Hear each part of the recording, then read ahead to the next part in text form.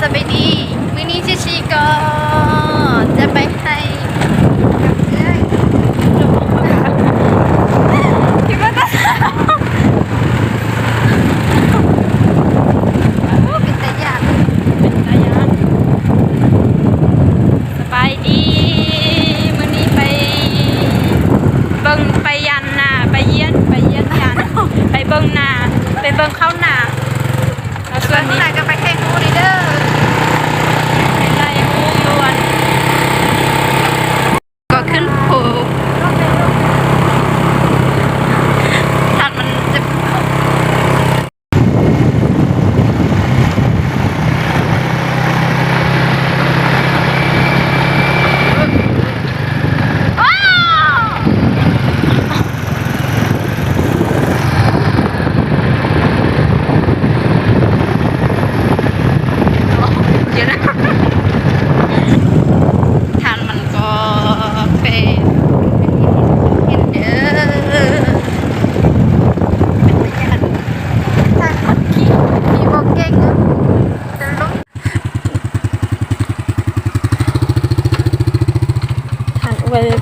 ไปบ่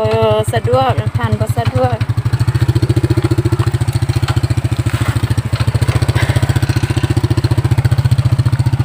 ทานมื่นให้มื่นว่ะ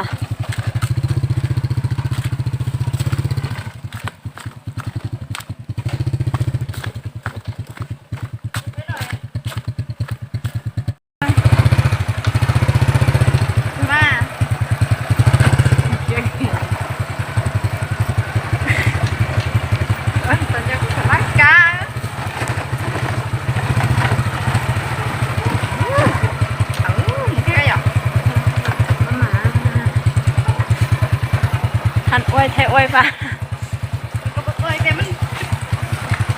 มันมีมะขี้บวชอ่ะอันนี้ก็เป็นเลยกับเฮาเนาะมาฮอดมาเข้ามาฮอดให้แม่มาฮอดนานแล้วก็มาฮอดนานแล้วนะทุกคนเอาเด็ดฮอนๆเนาะเฮาก็มาเก็บมักพุดอันนี้กินเนาะมักยาวๆเลยแล้วก็มาปอกให้ดูนะคะทุกคนนี่ค่ะจะปอกได้นะนี่ค่ะฮอนหมัดเนื้อมันเป็นสีขาวด้วย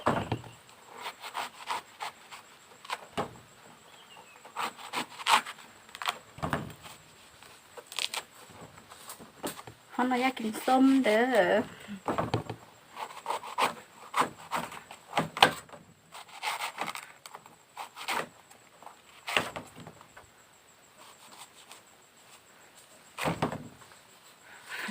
จับเกลือจันแป้งนัวแซ่บกับสามารถเผ็ดได้หนึ่งเลยแซ่บอีหลี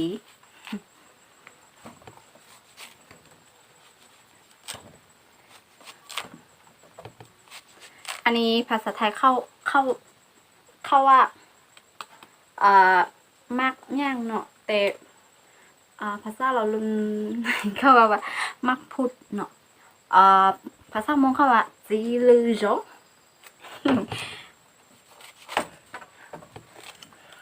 อันนี้มันจีเลยจงเนอะก้าติดแต่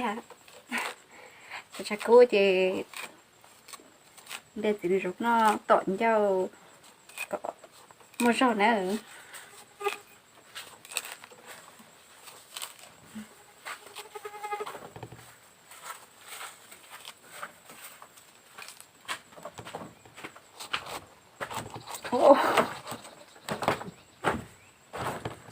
ยังจะก้าหมดแล้วนะ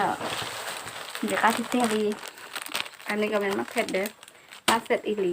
อ้าวชัวมาจุชินจั่วเอาเนี่ยเกลือเป็นนัว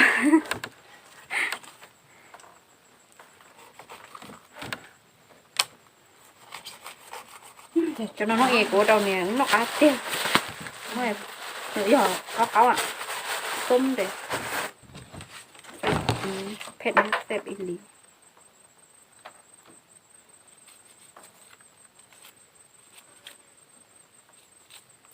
นี่เขาผ่านเอาก็ตึงแล้วเนี่ย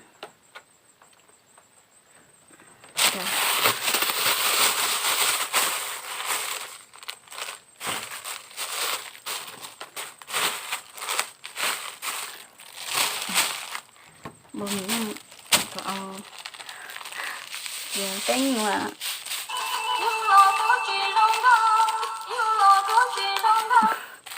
อันนี้เป็นหัวกับน้ำตาลด้วย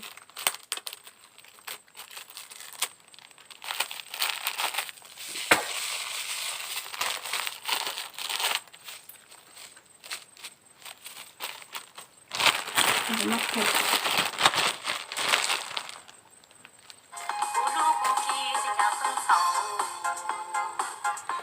สวยแทน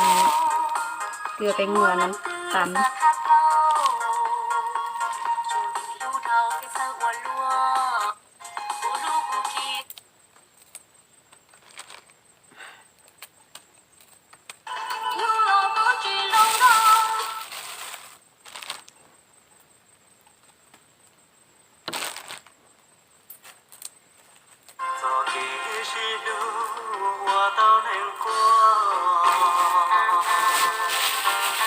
มันมีคุณโบเมียนม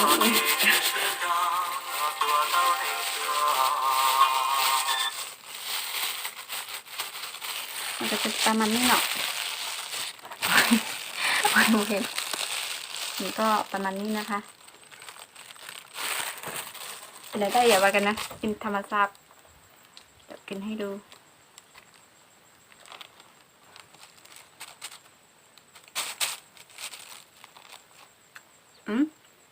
กินน้ำกันเด้อทุกคนกินก็กินไผ่กินมันเนาะกาที่เตียนเร็วแล้วใช่ไหมแต่แซ่บมากแต่แกน่ะก็ดีดังถ้าอวดอีเอียวคือกันอะไรแซ่บบ่ธรรมดาส้มบ้านตัวจุยเนี่ย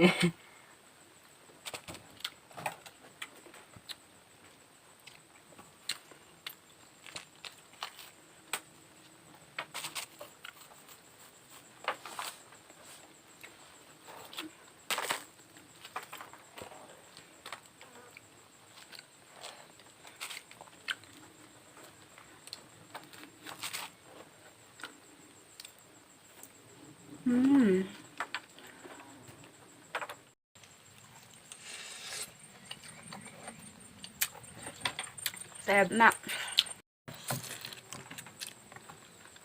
แซ่บมาก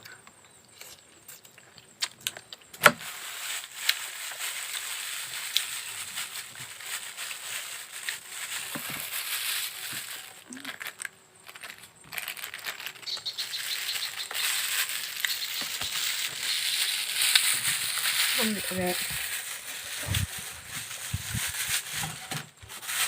ว่าเจียวบกพอเอาเจียวตื่น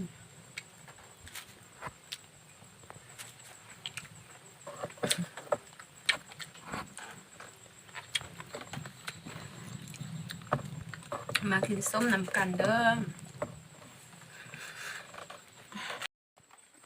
อันนี้ก็เหมือนเขา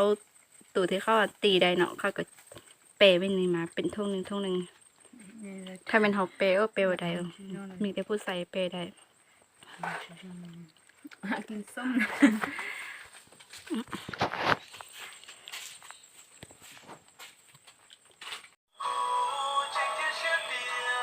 เอาสบายดีซีก็เปลี่ยนชุดแล้วก็ลืมเอาเสื้อมาไม่มีเสื้อก็จะนุ่งแบบนี้ไปนะ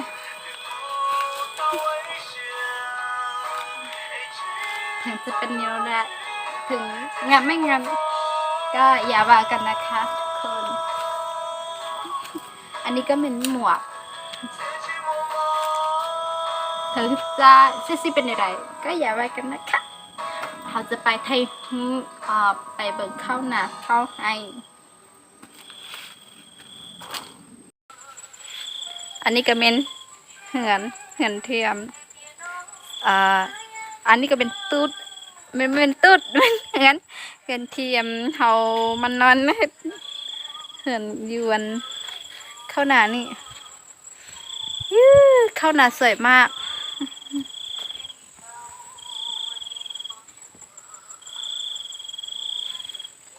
ก็สวยมากเดี๋ยวเอาเข้าให้ดูนะคะจะเป็นแบบนี้นะคะหอมมันเลยสวยมีภู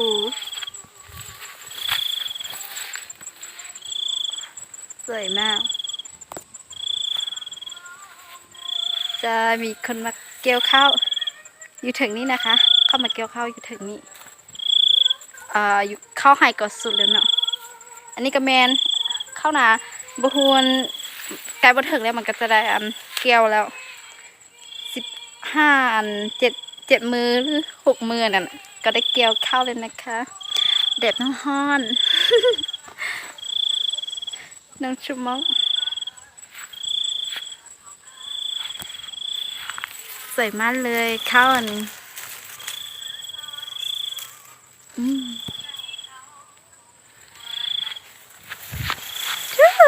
สวยๆ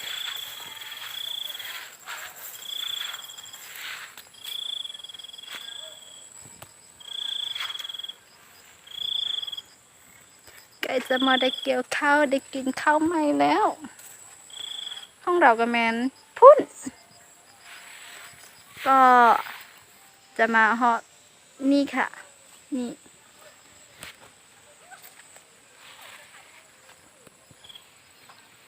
อันนี้มันเข้ามาเกี่ยวข้าวเนาะ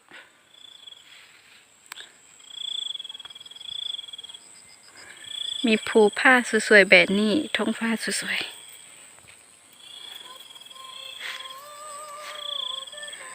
นี่ก็เป็นว่ะ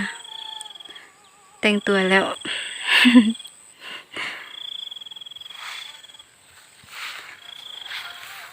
ข้าวงามสวยๆสวยมากเลย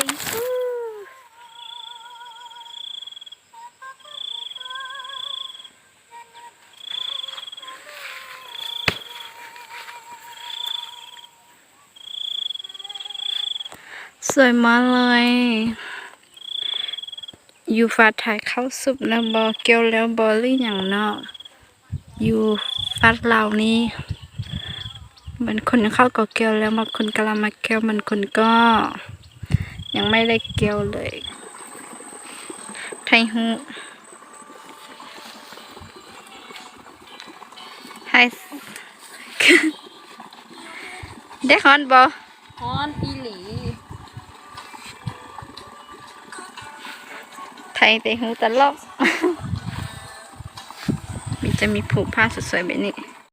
วันนี้ท้องฟ้าสวยมากนะ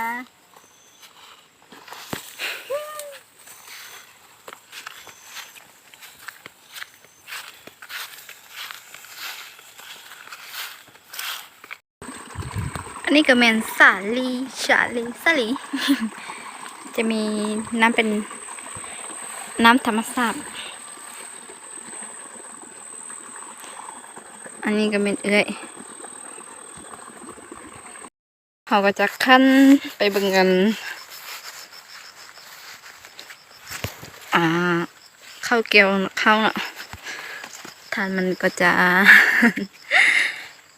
มีหญ้าไปนี้ตึกไปนี่แหละ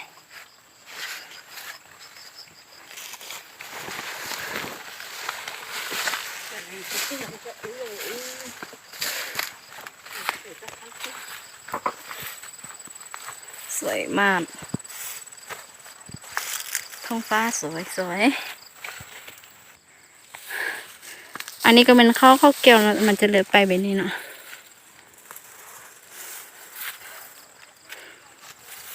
มันจะขึ้นไปนี่อยู่พูนข้าวเกี๊ยวข้าวอยู่พูนนี่ก็เป็นคนเกี๊ยวข้าวเนาะ อันนี้ก็เป็นจะขึ้นมันพูเลยข้าวแห้งแล้วเขาก็มาเก็บข้าวอันให้เป็นกองแล้วเขาจะไปตีข้าว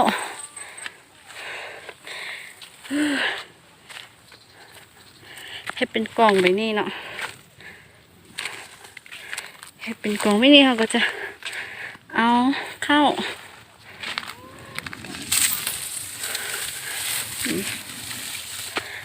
แล้วเขาก็จะตีได้เขาก็จะเอามาตัดแดกแบบนี้เนาะอันนี้มันข้าวไฮมันข้าวเจ้ามันข้าวเหนียวเด้อแกนดีๆแบบนี้วู้เด็กฮ้อนจังเลย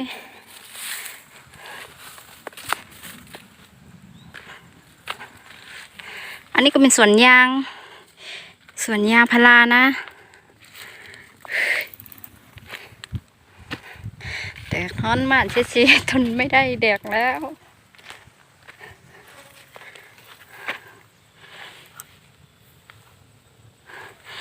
ขึ้นภูตัวนี้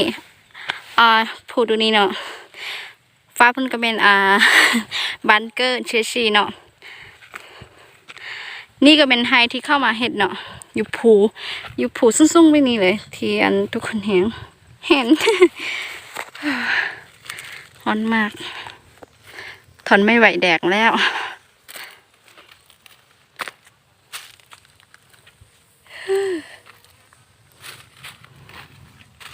เด็กร้อนจังเด็กร้อนเขาก็จะมาน่องเสื้อทุกคนได้ฮ้อนจังเลยได้ฮ้อนมากเด้อทุกคนlàng lù có trên đời nó cú chỉ do có tu lù bùa trời thọ có เอามื้อนี้ก็เป็นมื้อได้ฮ้อนที่สุดเนาะเขาก็มาเทิงภูนี่แล้ว ภูเขาได้ฮ้อนมากเลยทุกคนอันนี้ก็เป็นข้าวไฮนะสวยๆ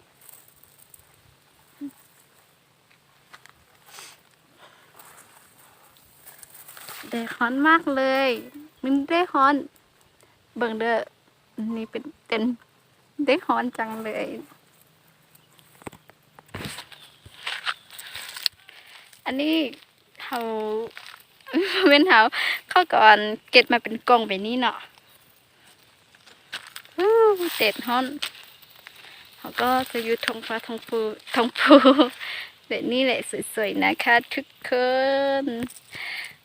เด็ดฮ้อนมากข้าวให้สวยจะอยู่รู้นังส่วนใหญ่เช่นชื่ออุล้วนเอยยาโถอูเตียตาหล่อเขาอดสอบทัชชีจะเตียนออยู่หล่อไอลุ่มมออยู่หล่อตีเฉลยแต่เกตชอบเอยรู้นังส่วนยังส่วนใหญ่อุล้วนเขาก็ใช้หูแล้วเนาะแล้วก็เบิ่งข้าวหายข้าวนาแล้วเขาก็จะกลับบ้านแล้วนะคะทุกคนเขาก็เชื่อซีกับอยากกินข้าวแล้วสำหรับคลิปนี้ก็จบไปแค่นี้นะคะทุกคนอย่าลืมกดไลค์กดแชร์ติดตามเป็นเด้อก็ว่ากันนะที่เชเฮ็ดเปิ้นเด้อบอดีก็บอกกันนะครับทุกคนรักนะทุกคนจุ๊บๆบายย้อย